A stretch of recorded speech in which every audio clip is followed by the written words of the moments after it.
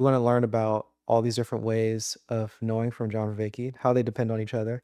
And I want to personally try to apply them to multiple different things, some things that seem to cleanly apply, and see how the dependency works on all these four types of knowing, four ways of knowing, four kinds of knowing. I'm not sure how to put it. And then I want to see how these apply to other things that are less clean. So I'm going to try to apply it to things that don't quite fit the model exactly, and just kind of stretching my awareness of how the model works. And then I want to understand how all these things break down. What happens when these types of knowing don't work? Because that's not really explored in a lot of his, well, I haven't seen it explored in his work before. So I want to kind of understand that. There's no need for a lot of preamble. We're just going to watch a video. So let's get into it. Elaborate on the four ways of knowing. Every one of these kinds of knowing has a particular vehicle, a particular result, a particular standard, and a particular kind of memory. This is a rigorous taxonomy. And in the scientific taxonomy, you want it to be very systematic and rigorous.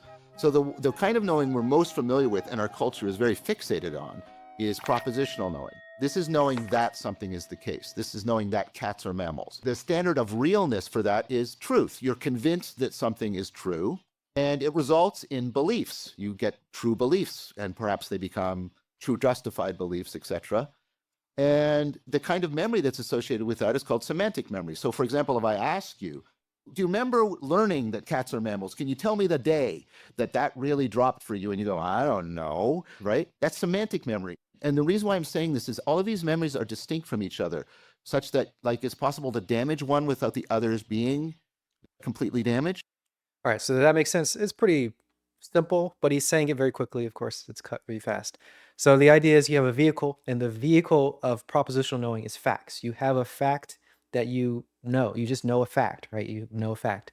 And when you know a fact, the fact may be true or the fact may be false. So that's the standard. You can evaluate it as true or false. And when you evaluate the fact as true, then it results in a belief. You have a belief, you have conviction that you understand something, you understand it as true. You might have also the opposite. You might be skeptical of it. We'll go into all the different ways of which it might break down. And all that is stored in what is called semantic memory. We'll get more into the different types of memory at some point. So the next is procedural knowing. This is knowing how. This is knowing how to kiss someone. This is knowing how to kick a ball. This is knowing how to swim. This doesn't result in beliefs. This results in skills. And skills aren't true or false. Tim, do you know how to swim? I do. Right. Now, is swimming true or false right now? No, you're misunderstanding. Skills aren't true or false. They apply or they don't, and they apply powerfully or they don't. And so its standard of realness is powered. Does our know-how empower us? Prosaically enough, psychologists call the form of memory associated with this procedural memory. So this is all the same thing, right? You have a behavior, an action that you can do, and that action is either powerful or it's not powerful. And if the action is powerful, then it is a skill. If the action is not powerful, then it is not a skill. So you have actions. There are procedures. I'm going in an order of dependence. The propositional depends on the procedural, and we can get into that in a minute, but I'll just go through the four first. The next is perspectival knowing. This is knowing what it's like to be. So you know what it's like to be you now in your state of mind in this situation. You know what you're foregrounding, you know what you're backgrounding, you know what is salient for you. You can sense how the salience is shifting around. You got a sense of how you're fitted to this situation. This doesn't result in skills or beliefs, it results in perspectives. And you know how to take perspectives, and you know what the difference between perspectives are, and how valuable it is to have multi-perspectives on a situation. Sometimes in order to solve a problem, you shift to a different perspective. Perspectives aren't true or false. They're not powerful or not. Their standard of realness is presence. How present are you in the situation? And this has its own kind of memory called episodic memory. So I can ask you perhaps. So, okay, before we get into the memory here, we have this basic understanding of you have sensations that are going on. You have all these things around you that are happening. You have all the parts of yourself which you can be aware of. This is what we're going to be calling situational awareness. This is the vehicle of perspectival knowing. And you are personally foregrounding certain aspects of all of this, all the experiences that are happening at the moment, all the sensory and mental experiences. Some of them are being foregrounded, some of them are being backgrounded, some of them, some of them are ignored, some of them are paid attention to. Foregrounded, some are backgrounded, and you have a particular mood, which is also able to be foregrounded or backgrounded. And all of that can shift and change as you're living your life and as you're interacting with the world. So we get into a little bit of the dependence here. So with any of that, if you have an awareness of the things that you're foregrounding and backgrounding, once you have some, I guess there's enough of them. I don't know if you need like a certain amount of them or if you just need to have your attention onto, however that works, you get presence. And once you have this situational awareness and it becomes present, then you have a perspective. That's what it means to have a perspective. And if you don't have that presence, then you don't have a perspective. So you can have facts, you can have like, I can just tell you things about what is being foregrounded and what's being backgrounded, or you can feel your own, all of your own sensations and all the things that are, uh, all of the activities that are happening that encompass an experience. And some of them can be foregrounded, some of them can be backgrounded. But if they don't feel present to you, then you might feel dissociated or derealized or something of that nature, right? Or you could try to take the perspective of another person, but you're not really understanding what they're foregrounding, what they're backgrounding. So you don't really get a full sense of the presence. And then you can't actually have their perspective. You just have this sort of disconnected awareness of some of the things that they are experiencing. And to get into the dependence here, once you understand what you are foregrounding and what you are backgrounding, what is like in your awareness, then you can know when to apply certain behaviors, which can lead to skills. So that's why the skills are dependent on the perspectives.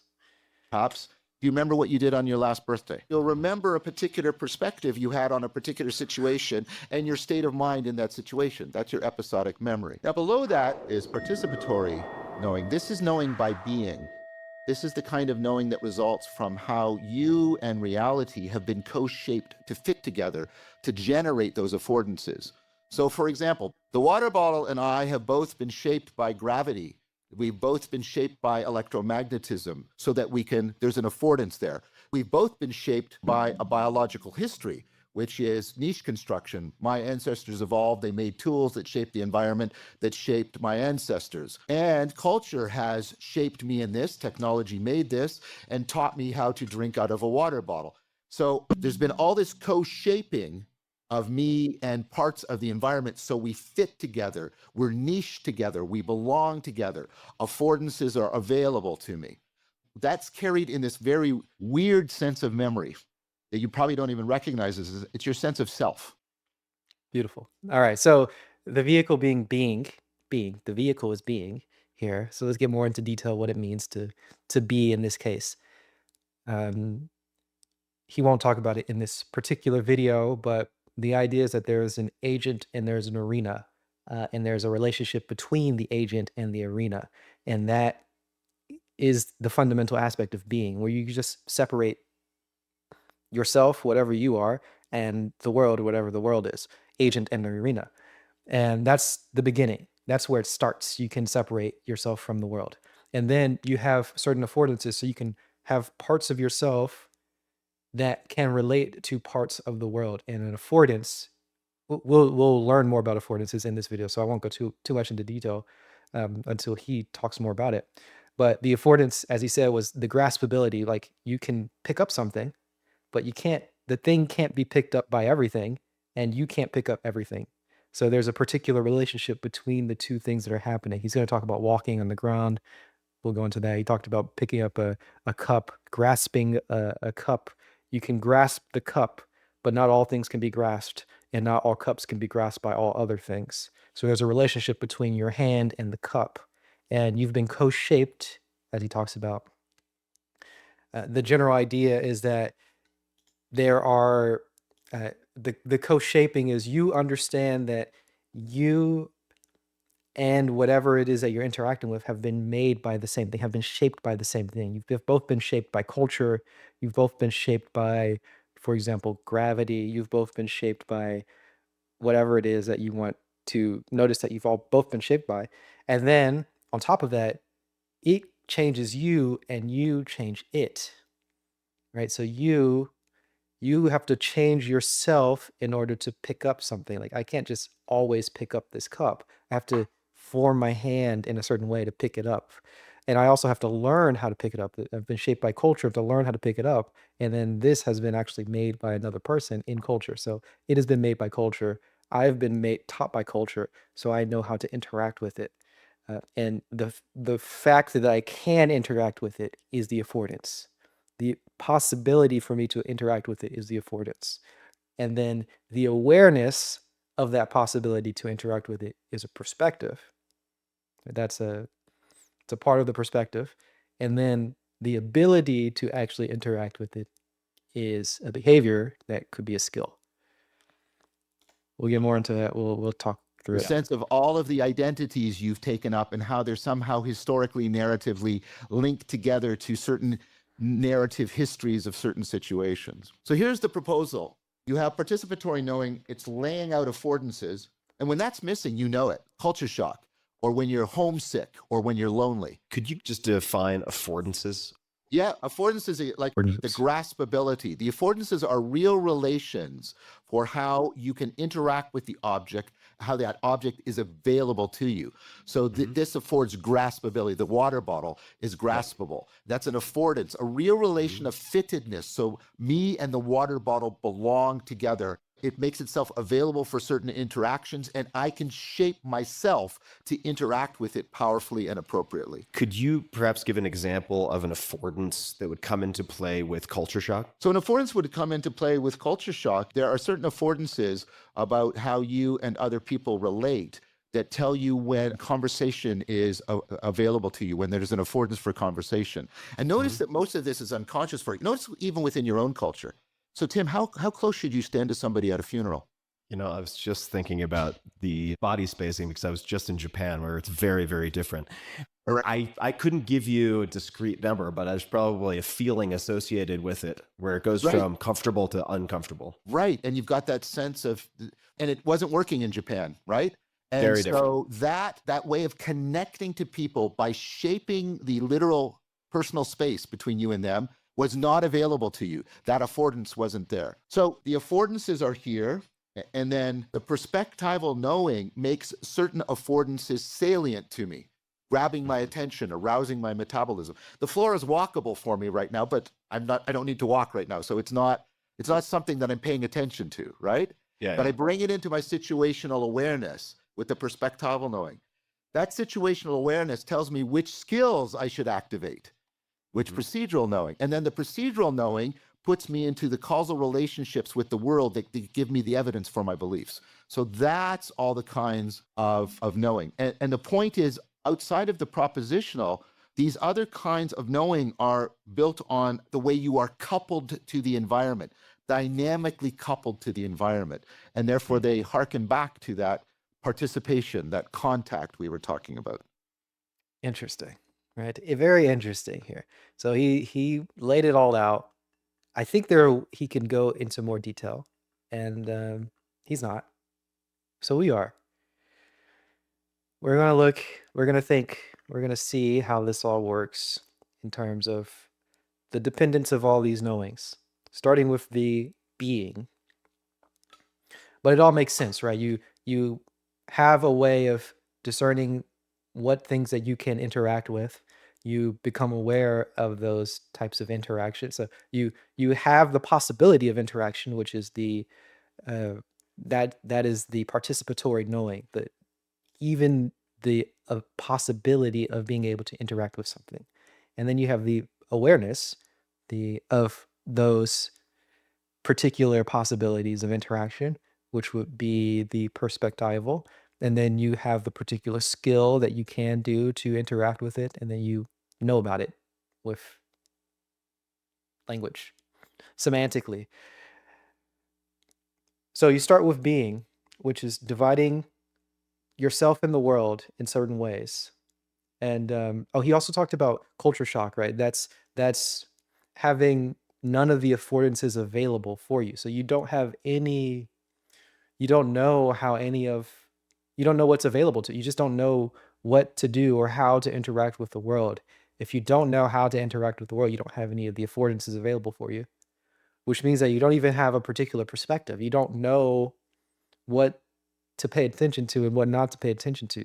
So none of that becomes present for you, and you just get this really unsettling feeling, and you have no procedures that can interact with the world, and then you just don't know anything about it, and you come home confused from Japan, not knowing what it meant when that person said that thing to you, standing so close, yelling. So that's this is how it's all laid out. You start with dividing the world into you and yourself and the world, and you have this participatory understanding of the affordances which are available to you, and they may or may not be available to you. When they are available to you, then you have this participatory knowing. And that participatory knowing is the sense of belonging. You feel like you belong in an area. And I like this idea because I want more belonging. Um, so really, a lot of why I'm thinking about this is because I've been having tea parties, and sometimes I feel like I have tea parties with people, and they give me the sense that they don't feel like they belong, or there's like a little bit of a hesitancy. They don't want to mess up what I'm doing if they think I'm doing something special. But I want them to be more interactive with it. I want them to mess up what I'm doing. I want them to have their own influence onto the whole process. So I want them to know how to interact, or know that they can interact, or see that it's available for them to interact with the world. So I want them to feel like they belong with the T space and be able to influence it. Anyway, once you have that understanding that you belong to something, then you have a particular perspective. You can pay attention to certain aspects of what you belong to and what you don't belong to, and blah, blah, blah. And then you have all the procedures that you could do based on that perspective. And then you start to do those procedures, and they have the intended effect. If they have the intended effect and they're powerful, then you have a skill. And once they have that intended effect, then you have your ideas about it. You have propositions, you have thoughts. This works, that doesn't work. You could just say them in propositions. Now, I'm particularly interested in this, again, with tea. I don't know how it all goes all the way through with tea. I'm going to see how it works with floors. So we have a floor that is, we have floors. You have a floor around you, probably. I'm guessing most people have floors around them. You have a floor, and with that floor, you have yourself. You can divide yourself and the floor. You see that you are an agent, and the floor is the arena. And that affords walking. And the reason why it affords walking is because you have been shaped by culture to learn how to walk, and the floor has been shaped by culture to make it walkable. And occasionally, I'm sure that you do things to make sure that you can continue to walk. You perhaps wear shoes and socks to help with walking. Maybe you exercise your feet in some way to help with walking. You practice walking in other ways. And then you clean your floor. So you shape the floor shapes you. You walk in a particular way because you have the floor that is walkable, or you'd walk differently, or you'd locomote differently in different environments, right? But in this particular environment, you have a particular floor, and that you are shaping yourself to walk on in particular ways.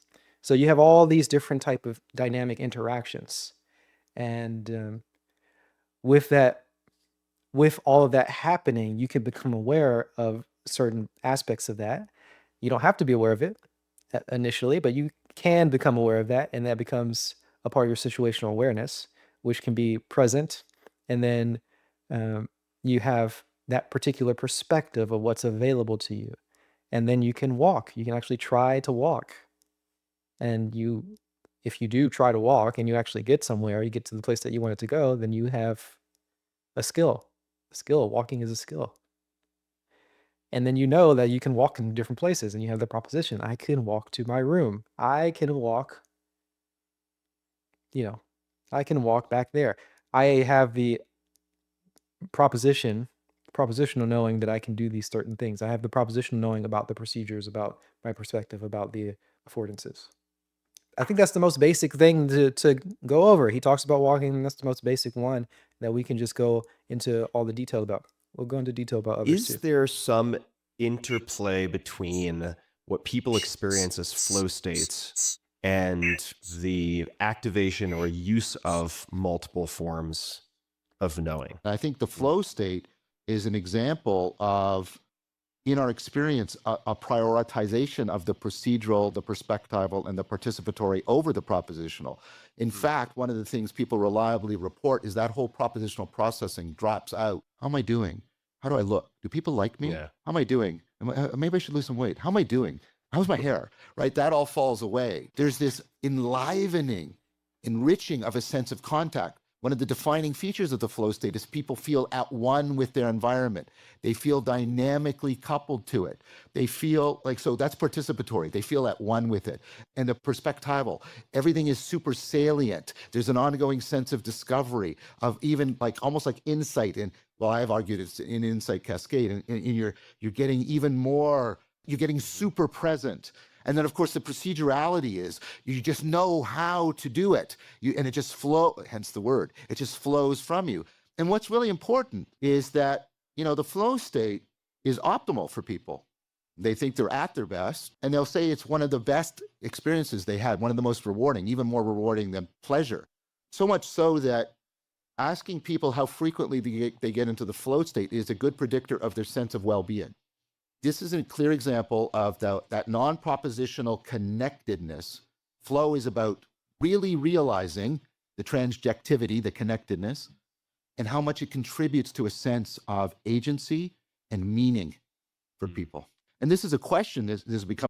Wow, that's fascinating. So I like this flow stuff. Interesting to have more attention towards the more lower level forms of knowing, the procedural, the perspectival, the participatory, focusing on those over the propositional knowing to get you flow. A lot of this made me think about koans. So koans are something that I like a lot for various reasons, but I like them a lot, and I wanted to apply koans, the whole some system, some way of thinking about koans into this way of understanding of the taxonomy of knowledge. So you have the first layer, which is the propositional, and of course you can have propositions about koans. You can just know things about koans. You can know facts about koans. I'll teach you some facts right now.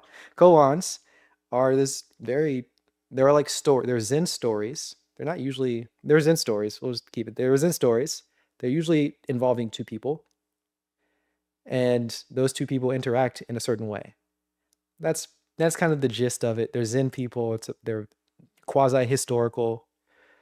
You can know the history. You can know like the background of who the people are. You can know the historical event that they refer to usually.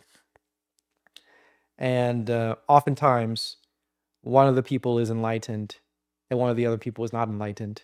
That's kind of it's a very common in that way. Sometimes one of the people become enlightened.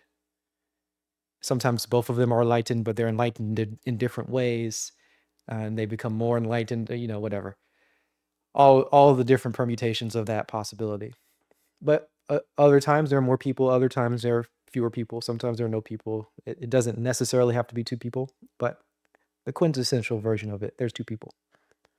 And generally, with all these koans, there's some way that you interact. You learn about these koans, and there are ways that you can interact with the koans, and they're really presenting these. Oftentimes, this is one of the ways that I think about it. They present dualities, and then you can learn how to interact with those dualities. There's like a particular procedure. There's a skill that you can do with certain dualities. All dualities, any duality. There's a certain procedure that you can do, and you can learn that skill by working with these koans. And in addition to that, underneath that is all the perspectives, right? Because you have a koan with multiple people, two people, generally two people, sometimes multiple people, sometimes fewer, doesn't matter. When you have a koan with two people, you can take the perspective of one of the people. You can take the perspective of one of the other people. You can take the perspective of both people together. you can take different perspectives. It's very interesting and weird how it happens and how that develops with working with koans. So you can take the perspective of a person, you can take the perspective of an enlightened person, of a non-enlightened person. You can take the perspective of a person as they're becoming enlightened, or before they're enlightened, after they're enlightened, whatever, all these different things. And once you start doing that and you're working with a particular koan, for me at least, it becomes very, very present, and it almost happens to just kind of it happens throughout your life, like all throughout your life. Any activity that you do in your life, you start to take the perspective of certain parts of the koan, and then because you've practiced how to interact with the procedure, you know how to interact with certain dualities, you start to see the koan in your life, and then you know how to interact based on the training of having done the koan. It's a very strange thing. And underneath that is the understanding of the participatory knowing of the koans. So koans are very cool because there are these stories, and they're usually collected by people, like they're often in collections. And in those collections, there are like like you can have a particular koan, but then they're like ordered in a collection, numbered sequentially, and they relate to each other because they're in order. You can read them in order, and they then begin to relate to each other. And a particular person related them in that way. And then that particular person also generally gives a introduction to the koan, and then they give a commentary on the koan. And because of that, they are interacting with they're changing the koan, right? For a person to give an introduction and a commentary, they're changing the koan as it is. The koan is itself, and then they're interacting by giving more context with the introduction and with the commentary. And there's like this long history, there's a long tradition of people doing this. So this is a koan. This koan collection does not have introductions, it just has commentary and poems. Gutei raises a finger. This is just a simple koan, so I want to go to a simple koan. Whenever Gutei Osho was asked about Zen, he simply raised his finger. Once a visitor asked Gutei's assistant, "What does your master teach?" The boy, too, raised his finger. Hearing of this, Gutei cut off the boy's finger with a knife. The boy, screaming in pain, began to run away. Gutei called to him, and when he turned around, Gutei raised his finger. The boy suddenly became enlightened. When Gutei was about to pass away, he said to his assembled monks, "I attained this one finger Zen from Tenryu and used it all my life, but still did not exhaust it." When he had finished saying this, he entered into the eternal nirvana. All right. We don't have to get into all the details of this. I don't really want to get into all the details of this. But you can see how we have multiple people interacting. The Gutei is already enlightened, you assume. The attendant is not enlightened until later on he sees the teaching of Gutei, raising his finger. And then I'm assuming that this is one koan, and this is added later. This is like a separate thing that was added later to the koan. So there's already this nested layer of things that are interacting and things that are changing, and different ways that a koan can blossom and develop over time. So this is the part of the participatory knowing. Somebody just added this later. And then we have Mumon, who's adding a comment. The enlightenment of Gutei and the boy does not depend on the finger. If you understand this, Tenryu, the Gutei, and the boy, and yourself all run through one skewer. All running through one skewer. I think of this again as having the same, being present, having the same perspectival knowing, getting that perspectival knowing. Something I like about this koan, right? Of course, the boy got the one finger Zen from Gutei, and he was severely chastised for it. But also later on, we find out that Gutei got the one finger Zen from Tenryu. Gutei made a fool of old Tenryu, emancipating the boy with a single slice, just as Kyorei cleaved Mount Kasan to let the Yellow River run through. Oh gosh. I love koans. That's amazing. Okay, we didn't need to get into all of that. But the idea is that we had the general koan, we had an addition to the koan, we had a commentary of the koan, and then we have this poem, and this poem is introducing all these other things, and it's like expanding the koan. And then now I'm talking about the koan, so I'm adding some certain things to it. So you have this tradition of koans being added to, which means that everybody in the Zen tradition, not everybody, but people in the Zen tradition belong to koans because they can interact with it and they can change it. And the koans are changing them. And there's this sense of belonging. And then you have all the sense of changing the perspectives in order to see what it's like to be enlightened or to become enlightened, perhaps. So you have all these interactions that go on with koans. And that's something that I like about koans. And that's a part of why I like them, I guess. A question to me: what are the contexts that generate flow that transfers powerfully Yeah. versus the context where the flow stays locked into that particular context? That is a great question. That is such a good question. One of the things I think has to do with whether or not the skill or the skill set that's being trained in the particular practice is relatively indispensable in domains other than the situation you're in. Now, ideas about sensory motor movement and balance and coordination and getting the cerebellum and the frontal cortex to talk better to each other, that transfers broadly. We've already got a lot of information, like evidence about that, especially the cerebellum cortex loop. That, like, even when people are meditating, the cerebellum is firing like crazy because of the cerebellum cortex loop. And so if it does that, it even shows up in the metaphors. We talk about balancing equations and justice being the balancing of things and scales. And so, like, you want to find a set of skills that has that inbuilt potential. And then what I would want to say is the degree to which there has been a framework built around the situation, a ritual philosophical framework that helps to afford the translation. So around the Tai Chi Chuan, you have Taoism, which gives you this way of framing reality as yin and yang that you can see instantiated in the Tai Chi, but you can also see it prevalent in the world. You set up the possibility with this framework for the resonance. And so people who get trapped, the ones that suffer from video game addiction, they get the problem that they flow in a world that does not have a framework around it, does not tap into those generally transferable skills. And so they find the external world depressing because of its absence of flow potential. That drives them into the game where they flow, and then you get the vicious cycle that gets you into the addiction.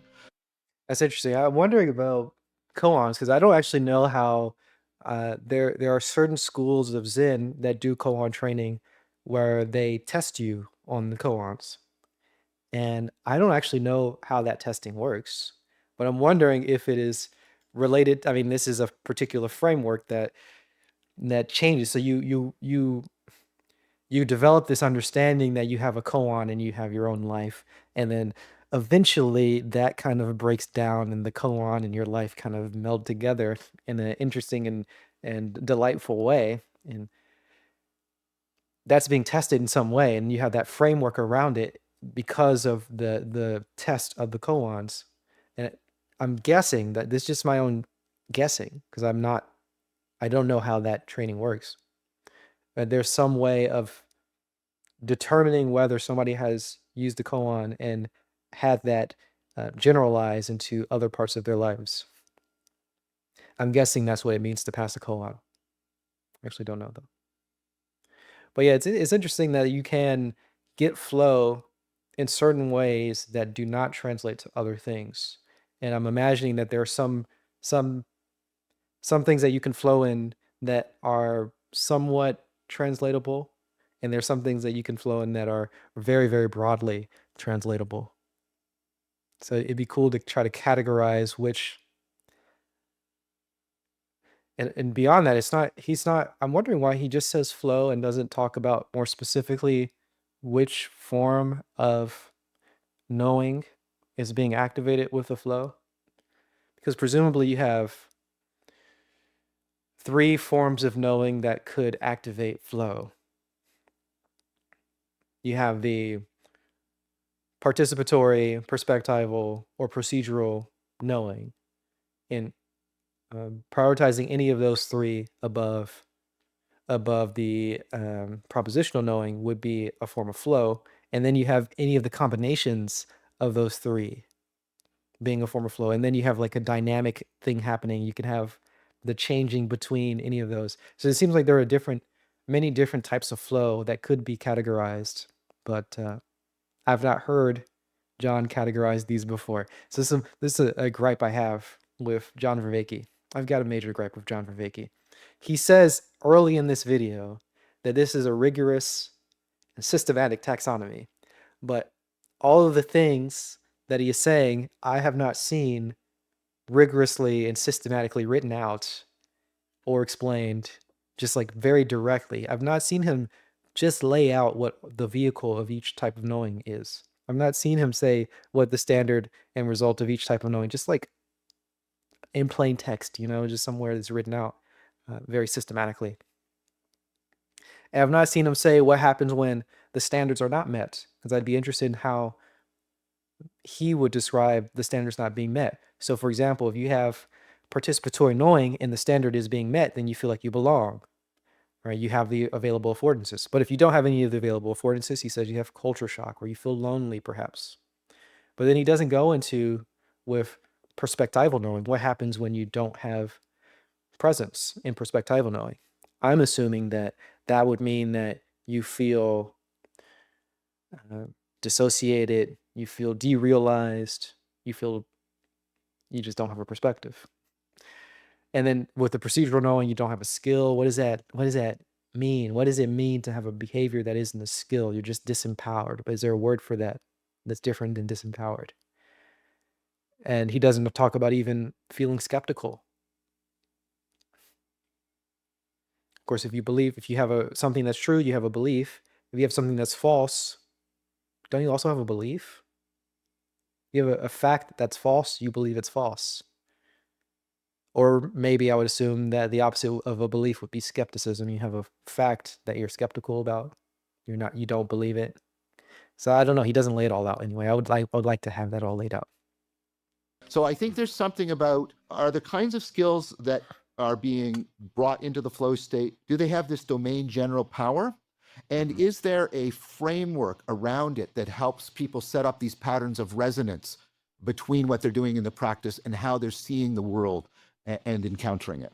That makes a lot of sense to me. If there is some overarching philosophical framework or religious framework for that matter, within which you're practicing a given skill, there's a broader context that then extends whatever you're honing in this specific situation to other domains. And it makes me think actually of a friend of mine. His name is Josh Waitzkin. He is able to take concepts from all these different disciplines and apply them in transfers to all of these other things. So for instance, in chess, he talks a lot about practicing the macro in the micro, or learning the macro from the micro. So he'll say, yeah, chess people, often novices will say practice openings, but that's kind of like copying from the teacher's answer book. You're memorizing a lot in terms of declarative knowledge, but you're not learning principles. So he'll say, why don't you start with, let's just say 3 or 4 or 5 pieces on the board, and you're going to practice manipulating empty space or pulling into a vacuum. Lo and behold, a lot of those same principles transferred over to Tai Chi. And then he took principles from Tai Chi and moved them over into foil boarding. Is Tai Chi your go-to break glass in case of emergency tool in the department of flow states, or do you have other approaches in the quiver? Yeah, I have learned how to get into the flow state when lecturing.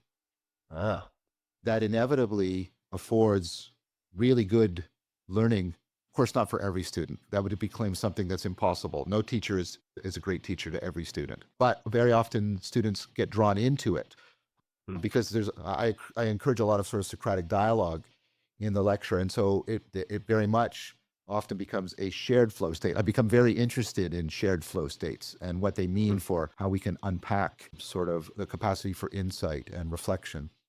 So that's one of my other go-to areas. So in lecture, I see. I'd love to hear more about the shared flow state. And again, I think it would be helpful. Maybe it's not. Maybe it's just me thinking.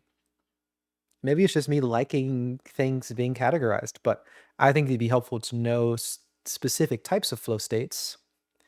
Flow state of hyper fixating on the procedural versus hyper fixating on the perspectival, blah blah blah, all these different types of flow states. And then, if you have multiple people doing a shared flow state, are they sharing the same flow state, same type of flow state, or is there one person doing procedural flow state while the other person's doing perspectival flow state? Are there different types of flow states going on? Like, for example, if people are dancing, I'm guessing a dancing flow state would be more of a procedural flow state. I don't know. Actually, I don't even know what it would mean. Let me think about that. But if people are dancing, they're doing a procedure. Let's say they're not doing like improv dancing. They're just doing regular dancing where they know the procedure. That's procedural knowing, because they're both going through the procedures together. They don't have to understand each other's perspectives. And then perhaps if you're doing an improv dancing, then you have to understand the other person's perspective as you're doing your own thing. And I think about jazz improv, for example, and I'm guessing, I would imagine that there's some sort of shared flow state with jazz improv. So if you're doing any type of art analysis, art interpretation, just viewing art, if you're doing any type of art where even you're just listening to art or whatever, you're dividing yourself and the art. You're like defining who you are and defining what the art is. That is one of the forms of knowing. And then defining all of the things that are afforded because of that. And then once that happens, then you can get to a particular perspective. And with that perspective, you begin to pay attention, foregrounding some aspects of yourself, foregrounding certain aspects of the art. So in a jazz context, if you're playing with a band, right, you start to foreground, like I can foreground the rhythm. I can start to foreground the rhythm and start getting into the groove, or I can start to foreground the melody and start trying to get more melodic, or I can foreground the particular harmony. You can foreground any parts of these things and you get a particular perspective with all the things that you're foregrounding, and you can background other parts of it. You can go full harmony and ignore the rhythm, which is a cool technique that I'd like personally to do. And that would be great in the jazz context. If you're like with the band and everybody else is playing and the other people are locked in with the rhythm, then you just kind of go off with no rhythmic, um, no rhythmic continuity, and just going straight only harmoniously. That'd be great. And then you have this whole you have this whole dynamic, the idea of this dynamic moving of things, because things are changing. So you have people playing different aspects, and then somebody might play a particular rhythm that catches your attention and brings the rhythmic um, thing back into your awareness. So then you start to play with the rhythm. You understand how to play with rhythm, so then that activates your procedural knowing because you have the skill of going into rhythms. And then somebody else might play a particular harmony, and that gets you into that brings the harmony into your awareness, and you have the perspective of the harmony, and all these things kind of shape each other. And then you can play something that's kind of out there, and then that affects other people. So because you belong with the band, and what you do affects the band, and what the band does affects you. So that's a form of shared flow state, and it kind of seems to go through all three: procedural, perspectival, participatory. And I just kind of got off there. So I'm interested. I'm interested in all that. I'm wondering how all that works in the different types of flow state. Perhaps there are different flow states where one person would be in the procedural flow state while the other person's in the perspectival flow state, or one person is shifting through different forms of knowing, and one person is staying within only one of the particular four types of knowing.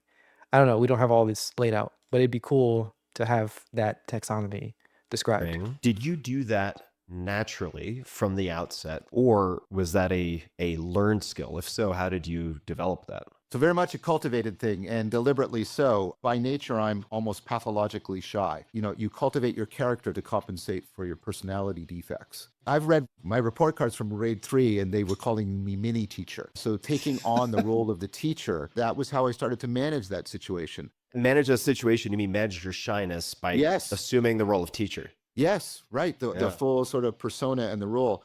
So Tim, if like this is close enough to teaching, and I don't mean to put you in the role of a student. I'm not saying that, but it's close enough. It's in proximity for transfer. Oh, I'm a That, student. yep. Well, anyways, it's comfortable. But I mean, Yeah. if you were to meet me like at a social party, Mhm. I'm at times indistinguishable from potted plants, right? Because when I don't have that role available to me, my sort of natural constitution comes out. So it was very deliberately cultivated from very, very early on. And then I'm wondering, I wonder what the definition of, I don't know exactly what the definition of shy is and how that's different from other things. Anyway, I'm very quiet personally. I've got a fair bit of social anxiety personally. I really, really don't like meeting new people. I can do it really well. I have the skills to do it. I actually do it very often, but I don't like it. And it really like disturbs me for a long period of time. It activates my full nervous system. I start it's bothersome, very bothersome. Not a fan personally. Something I've been well, have I been working on that? No, I haven't been working on the social anxiety aspect of it or the not liking it aspect of it. I know how to do it. So I've always known how to do it. I did a long time ago work on how to do it better. Anyway, I'm wondering what his definition of shy is and how that relates to just general introversion or whatever skills at interacting with people and so on. But the potted plant thing, man, oh gosh, I feel it. as I started doing Tai Chi Chuan, when And I'm wondering, oh, another thing I'm wondering. I was way more, let me think about it. I haven't thought about this yet. I'm wondering because he's saying that. Well, let's hear what he's saying first, because I'm interrupting him of before he says natural it. All right, let's hear what he says. constitution comes out. So it was very deliberately cultivated from very, very early on. And then as I started doing Tai Chi Chuan, when I started in grad school hearing about the bleed, that's when I started to teach and lecture. Mhm. And I looked for it and I looked for what broke it and what enhanced it. And I slowly cultivated it more and more over time. Yes, it was very much a deliberate long-term cultivation. What enhances it? Because Deliberate long-term cultivation. So working with Tai Chi led to him being a little bit more social and being able to, in particular, get into the flow state while teaching. And that can transfer to being in the flow state in other aspects of his life. What I'm personally wondering is if I uh, have gone into any flow state while interacting with people more often or not, or less often. I don't know. That's just something I don't know. I'll have to review for myself and think more about it. you I don't take know. Harvard Business School, they have these case study methods, and there is ostensibly supposed to be a fair amount of interplay between lecturer and student. But I would imagine not all professors would say they achieve a flow state, even if they've experienced it in other places like surfing. So what have you found to be things that enhance that for yourself and for the students? Part of this I love that Tim just throws in surfing, whatever. He's just thinking about surfing. I don't know why he's thinking about surfing. Maybe he's a surfer. I don't know if he's a surfer. I know he's a skier or snowboarder or whatever, but I don't know if he's a surfer, but he's just thinking about surfing for some reason. And imagining that people get into the flow state while surfing, but have trouble getting to the flow state while teaching. Yeah, I don't know. I'm going to I just declare a like that. bias because I have a published theory about what I think the flow state is. I think it's an insight cascade and the enhancement of implicit learning. So Insight we cascade. cultivate better insight capacities. We cultivate better intuition in an integrated manner. What I mean by that is more and more I crafted giving priority to the emergence of insight or intuition in me as I was lecturing, not sticking to the script so strongly, but willing to bend. So I use the jazz analogy. I may have the script of the lecture, but I can riff on it and I look and I hunger and sensitize myself for that. And then when the students start to even demonstrate sort of proto insight, I will really call that out. This is he said something about jazz, a jazz analogy, which is why I was thinking about jazz, of course. I like jazz a lot and I play jazz. I don't often play in bands, not anymore. I used to when I was younger. I play by myself usually. I play my own jazz by myself. I play piano by myself, solo, and I like it a lot. And I have this personal like I have the personal feeling of playing something, um, knowing what is available for me to play, playing it, focusing on certain aspects of it. I just let it happen. I'm not really thinking too much. Sometimes I have some thoughts about certain aspects, and then I'll highlight as I mentioned, I highlight the rhythm sometimes. I'll highlight the scale that I'm working with sometime. I'll highlight some particular technique that I want to work with. I'll highlight a particular harmony with a chord, and so on. I'll do all that. That's why I was thinking about the jazz analogy, because he's mentioned the jazz analogy with the teaching. I don't know if they're very similar. I mean, I don't know. I'm not a teacher. I've never taught anything. I play a lot of jazz. I can see that there is some similarity, but I don't know if they're very similar. I don't think it's an apt analogy, but maybe it is. I'd like to go more into detail with the analogies. I wish there were like some sort of scale of seeing how closely the analogy fits, and then how far out the analogy is. But this is something I've been interested in. I've talked about the Lydian chromatic concept recently, and I would like to go into more detail at another point. It's a theory. It's a music theory, a form of music theory, and is very particularly helpful for jazz musicians. And one of the aspects of it is that there's a hierarchy of implications. So something naturally implies something else. A chord naturally implies a particular scale. And then with that hierarchy, you have a chord that implies a particular scale, but one of the scales is implied, very obviously implied. And then you have something that's less obviously implied. You have something that's even less obviously implied, and so on, until you get something that's considered far out. So you have this network of things that are these implications that are implied, and some things that are far out. So I'd like that with analogies. Like, you have an analogy, and it cleanly, uh, you have a particular situation, and it cleanly is implying an analogy, or it cleanly fits with an analogy. And then you have a different analogy that's slightly more far out. You have another analogy that's way far out, and so on and so forth. I just like this, and I want to go forward And to I it. hunger and sensitize myself for that. And then when the students start to even demonstrate sort of proto insight, I will I will really call that out. I mean, in the positive manner, and draw it out, and they get right, and they start priming each other with insights, and they start priming me, and I start priming them. And so it's an easy thing to state, and it's a hard thing to do, because when you're lecturing, and when I teach people how to lecture, I actually I try to get them to make space for the jazz. Because what you do when you're anxious, and one of the things that really kills it a lot is PowerPoint, right? Because what you want is, I Yeah. need to say all of these things, and I need to be it clear, and I need to have everything follow.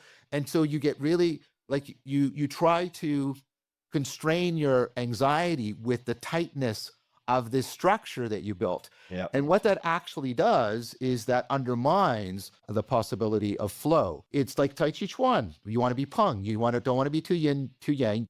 You got to loosen the structure enough so that insight and intuition flow, but not so much that the lecture becomes incoherent. And you find the sweet spot. Beautiful. You find the sweet spot. Now, I don't know if John Vervaeke finds that sweet spot often or not. I get the sense that I don't find that sweet spot myself. I very often feel like I'm not hitting that sweet spot. Again, this is the gripe I had. I said it before. I had the gripe with John Vervaeke. I like what he says. I really like listening to his podcasts and his lectures, because I just like how he speaks. It's interesting to me. But then when I want to think further, or to think more deeply about any particular topic, I find that there's not enough detail with whatever particular lecture I'm listening to. So then I have to go to multiple lectures and try to find the detail, and even still, it's difficult to find everything. So I had a tough time. It wasn't that tough, but I put a bit of effort into editing this video, so I can understand these four types of knowing. And this is a major aspect of his teaching, at least online, is a major aspect of what he talks about. And I could not find a very clear source that had congruent. I couldn't find a source that had information. I couldn't have. There were not multiple sources that had information that aligned.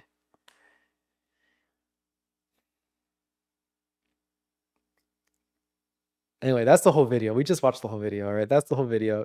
You got to find the sweet spot when you're lecturing. It's difficult to do. I don't know.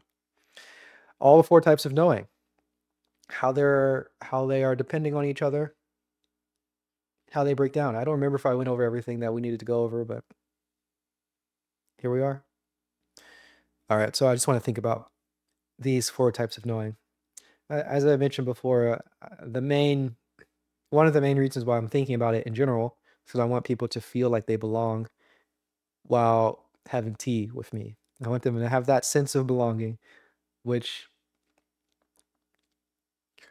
I think would be indicated. The indication of that sense of belonging would be them doing things to interact with the tea session. Somebody picking up.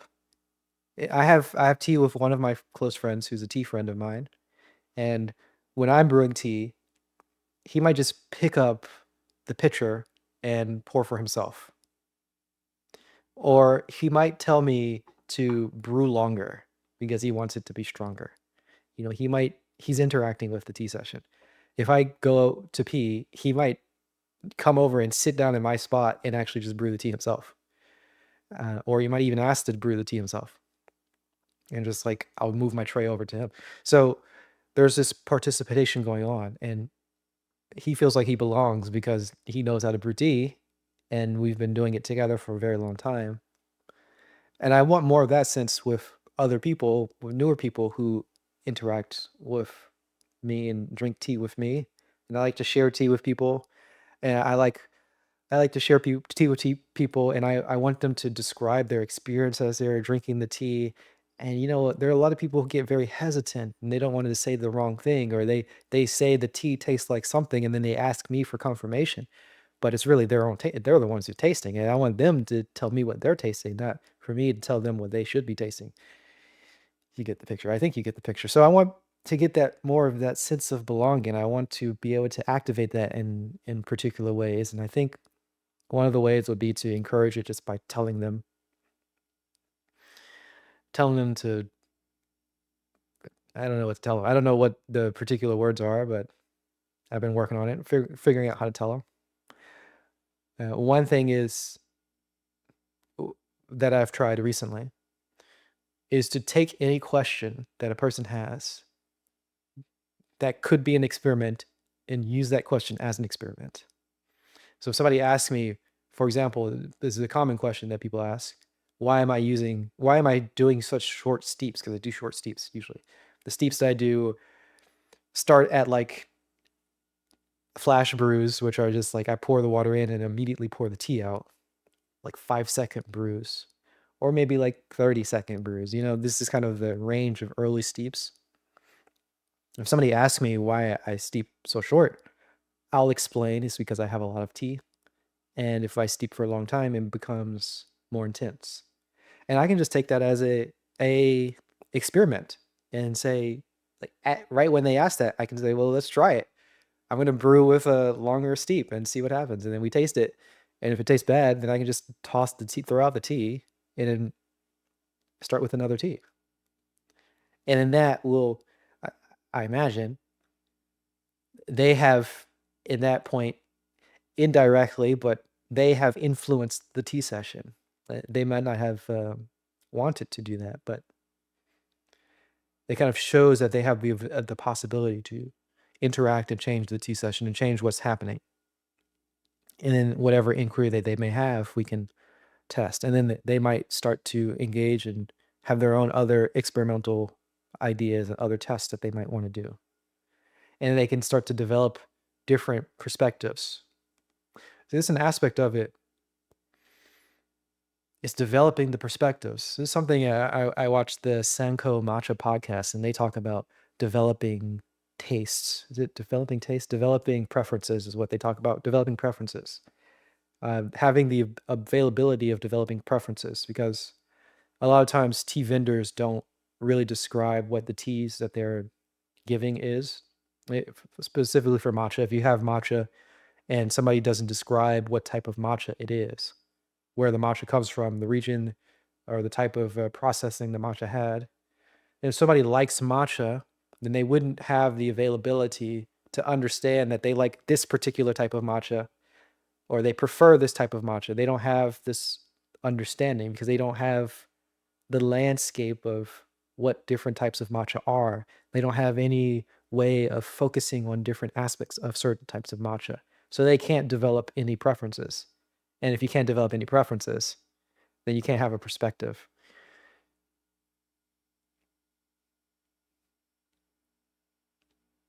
It's interesting how that fits. That seems to fit pretty well.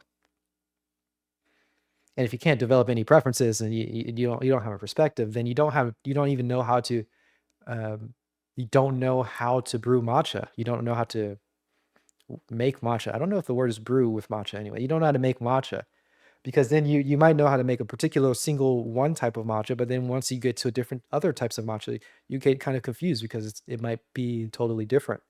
And that you have no other way of developing the skill to interact with multiple types of matcha. And of course, you wouldn't have any facts about the matcha if you don't know anything about what the matcha is and how to brew it. Oh, and I guess another important aspect of this all is similar to the koans, and how the koans have an introduction and a commentary and sometimes a poem that is being added to it. And the koans themselves change over time, and sometimes things are added to the koan, and sometimes things are removed from the koan.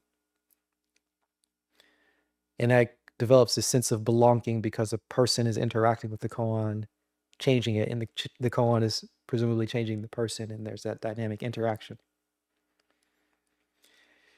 Here in this case, I am watching YouTube videos, and I like watching YouTube videos. I'm a YouTube watcher. I'm guessing most people here are going to be YouTube viewers. And in order to feel like I belong in the YouTube community, I take a YouTube video from Tim Ferriss. I like to watch Tim Ferriss. I like to watch John Vervaeke. I take their video.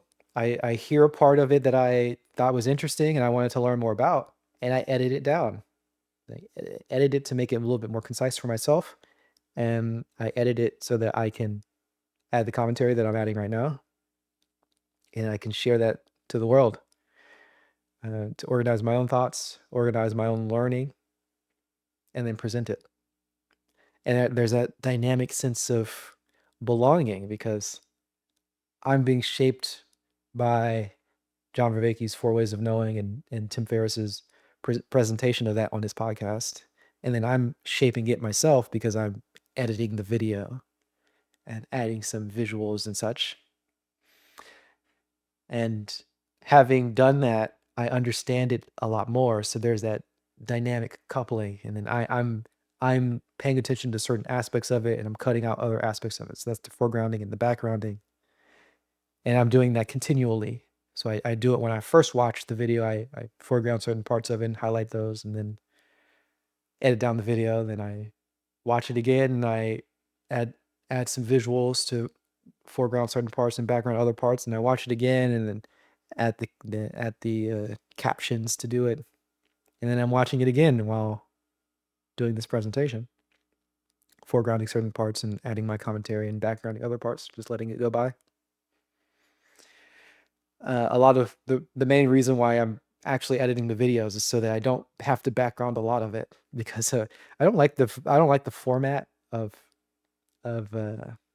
reaction videos, because generally there's a lot of parts that are not really relevant for me to react to, or if I'm watching a reaction video from other people, it seems like a lot that I don't really care about what the person thinks about whatever's being said. So like there's like parts of the video that's about John's there are parts of the video that just aren't relevant to me. some parts of the video were about John's background in academics. I don't care. I have nothing to say about it. I do find it interesting in terms of when I watched the podcast, I thought it was cool, but I have nothing to say about it. So that's got to be backgrounded when I'm commenting on it. So I can just delete it from the video and in my own edited presentation of it. Anyway, that's the main reason why I'm editing the videos. And I feel like I belong to YouTube now because of that. You know, that's the idea at least. I don't actually feel like it. I don't feel any differently about it, but I like it.